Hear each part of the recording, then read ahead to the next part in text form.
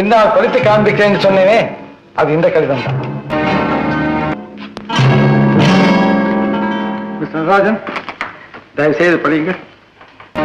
அன்புள்ள மோகனுக்கு, இன்று உன் தங்கை சிவகாமியின் திருமணம் இனிது முடிந்தது. அதன் விவரம் நேரில் சொல்லுகிறேன். இன்று மாலையில் நமது மேனேஜராக இருந்த நடராஜனை வேலை நீக்கம் செய்து விட்டேன். அவனுக்கு ஒரு சிறு வைரக்கடை வைத்து தருவதாக வாக்களித்திருக்கிறேன். அவனிடம் இருந்த வெத்து டாக்குமெண்ட்டுகளை வக்கீலிடம் ஒப்படைக்க சொல்லி இருக்கிறேன். வைரக்கடை நிர்வாகத்தையும் உன் அண்ணன் முருகனிடம் ஒப்படைத்துவிட்டு 2 தினங்களில் புறப்பட்டு வருகிறேன். இதில் ஏதோ சரி நடந்திருக்கிறது.